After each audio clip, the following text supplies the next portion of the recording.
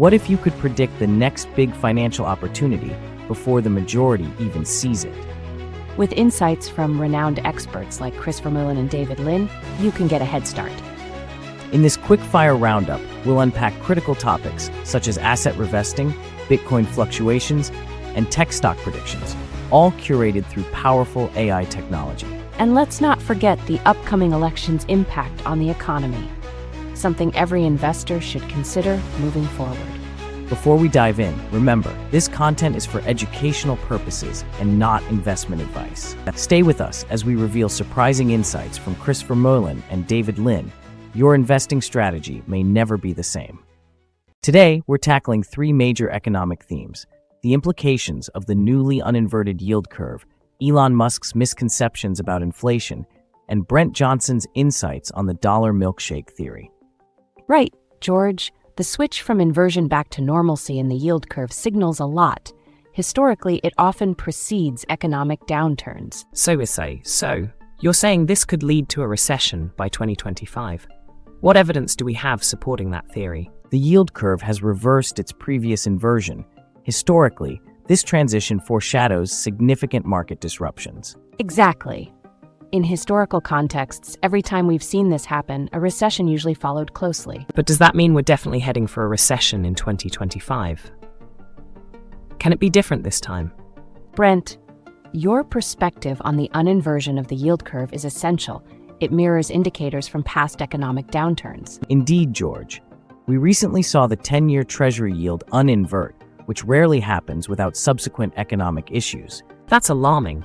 Can you break down how this typically plays out historically? Elon Musk recently stated that all government spending equates to taxation, even through inflation. What's wrong with that? He simplifies complex monetary policies, suggesting relationships between spending and inflation that aren't straightforward. So you're saying he's missing key concepts about how our financial system operates? My dollar milkshake theory shows how the dollar's demand remains solid despite criticisms. Countries still rely on it. But Brent, isn't there fear surrounding the dollar's sustainability given global shifts toward de-dollarization? That's a good point. Can the US maintain its dollar dominance amidst these changes? Brent believes that we're setting the stage for another possible recession, as indicators like the yield curve signal trouble. Indeed, George. Past incidents following a similar trend suggest it may not just be speculation. What do we need to be mindful of as investors in this context? It's crucial to consider how yield curves and dollar demand shape our predictions moving forward.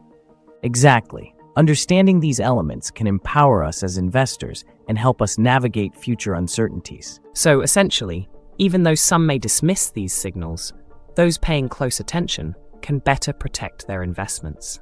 Who thought we'd see signs of a currency crisis creeping back into our headlines? Let's welcome Jeff Snyder, who argues it's all about the eurodollar.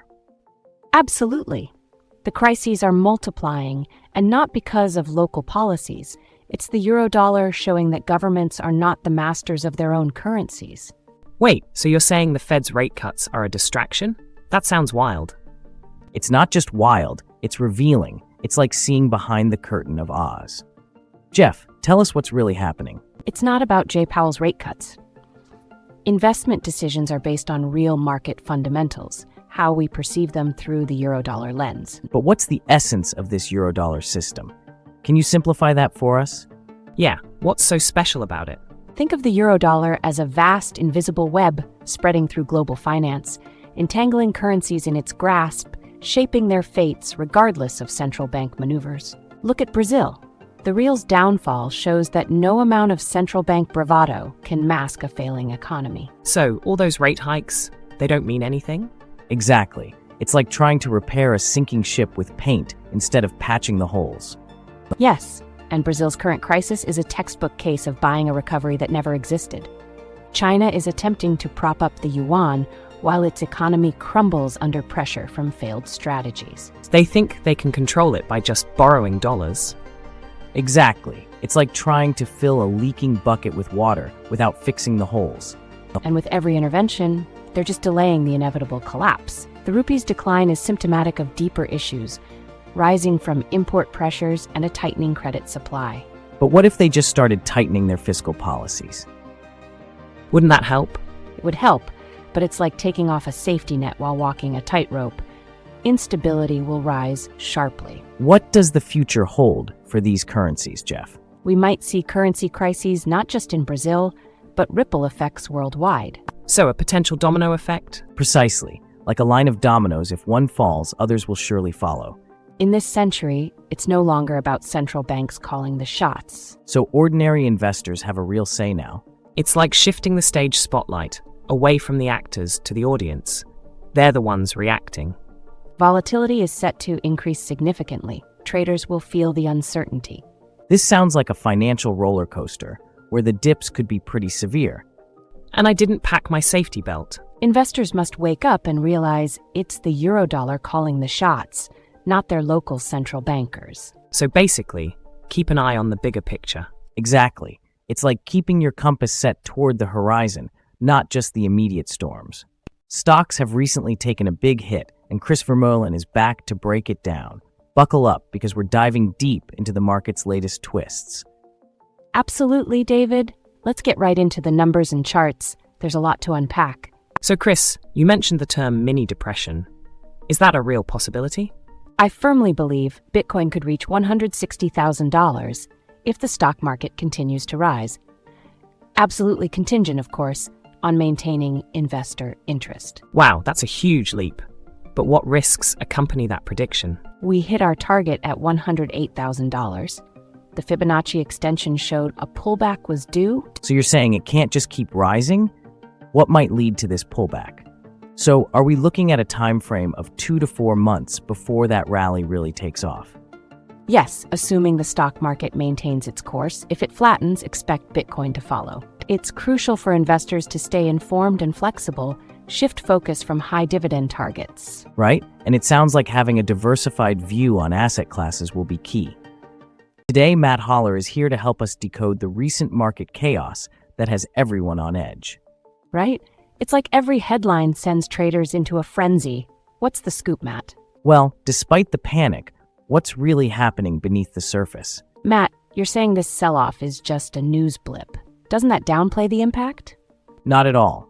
Sharp pullbacks often happen in bull markets. They're like turbulence on a smooth flight. Turbulence. So we just need to buckle up and ride it out. As I see it, Matt's observations suggest we need to be cautious but optimistic. Exactly. This isn't an apocalypse, just a reality check for overreactive traders. But how do we know when the right time to buy is? Isn't it just guesswork? So is now a bad time for bonds, Matt? Not necessarily. It's all about timing and understanding the cycle. What's the cycle look like for those who don't follow this stuff? Matt suggests real estate might be a golden opportunity if we play it right. That's true. REITs can give you exposure without needing a whole property. But how do average investors know when to jump in? Matt, you're emphasizing the charts. What do they really tell us? Charts provide a visual history, revealing when momentum stutters. But isn't it risky to follow vague indicators? Matt sees a recovery on the horizon. Can you elaborate on that? Absolutely. History shows that crowded trades often lead to corrections. So, are we saying fear could lead to a buying opportunity? What should our viewers take away then, amid this uncertainty? Maintaining a cool head is crucial. React wisely, not impulsively. So, taking calculated risks could very well pay off now? So it seems the crux is to balance timing with strategic insight. Right. It's more about managing risk and capitalizing on emotional responses. I'm feeling a bit more optimistic and ready to dive back into research. Today's discussion is all about bubble territory in the stock market, and we're lucky to have Jesse Felder back on the show to share his insights. Thanks for having me, Adam. The signs are all pointing to a serious reevaluation of asset prices. Can you elaborate on what indicators show that we're in bubble territory right now? Sure. Jesse recently released a report titled The Mother of All Bubbles. That sounds provocative. I've analyzed the insider sell-to-buy ratio, and it indicates that insiders see weakness ahead. What do you mean by a sell-to-buy ratio? And why is it so crucial? It's the total value of insider selling compared to buying. High selling often signals they believe stocks are overvalued. When earnings growth peaked at 10% earlier this year and is now falling, insiders are telling us it may turn negative. So it's like hearing a canary in a coal mine. What's the implication for regular investors? Exactly. If insiders are selling, it's a sign they anticipate trouble ahead. The markets have become complacent, and if fundamentals shift, it could lead to a violent correction. So you're saying we could see quick selling as investors panic? Yes, and we need to remember that excessive leverage amplifies any downturn. Diversification is essential now more than ever. Let's not put all our eggs in the tech basket. What's a practical way to diversify without getting overwhelmed? Consider fundamental indexing instead of market cap. Weighting based on financial health can lead to better outcomes. Jesse predicts a prolonged correction may begin manifesting as corporate earnings forecasts go bleak. The consensus seems to signal that investors might be too slow in reacting to changing fundamentals. Exactly. A market that's so skewed can turn on a dime, leaving investors vulnerable. Ultimately, it's about staying aware of the landscape and adjusting strategies accordingly. Think of it like preparing for a storm. You want to have a solid shelter long before the winds start howling. So being proactive rather than reactive is key to not just surviving, but thriving in this environment. The Federal Reserve's actions have sparked a lively debate. Danny, you pinpointed their uncertainty in your recent analysis. Absolutely. The Fed seems to be navigating through a fog without clear metrics. How can that be a sustainable approach? The economy is showing strength, with GDP tracking over 3%. That's significant. What does this say about their inflation approach? And can they afford to cut rates further now? Despite strong growth, inflation has not budged. Does this mean the Fed risks overreacting? Exactly. They have to be extremely cautious in their next moves. Current employment figures are strong. They suggest resilience. But can this hold as conditions change? That's the tricky part. The Fed might need to pivot quickly. Geopolitical events can inject volatility into the markets. So we could see a dramatic shift based on global events. Absolutely. Any tariffs or conflicts can spike inflation unexpectedly. Danny, what do you expect for markets in the new year? I'm anticipating a rough start as everyone digs for clarity. Do you think we'll see recovery post-adjustment? Investors must stay agile and informed about changing macros. It's like surfing. You need to read the waves to ride them successfully. So being prepared to pivot is key. Well, that was quite the deep dive into financial insights. Absolutely. Danny's take on the Fed's influence really frames our current landscape. Right? And Jesse's caution about a stock market bubble underscores the importance of strategic planning. Totally agree.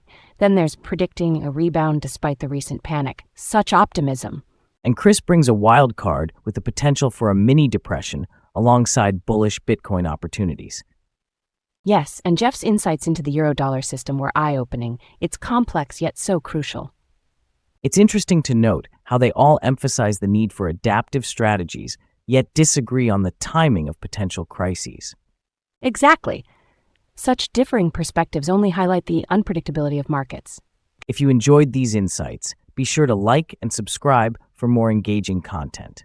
And don't miss out on future discussions. Your support helps us keep bringing you valuable insights. Thanks for joining us today, folks. There's always more to learn, so check out our other videos.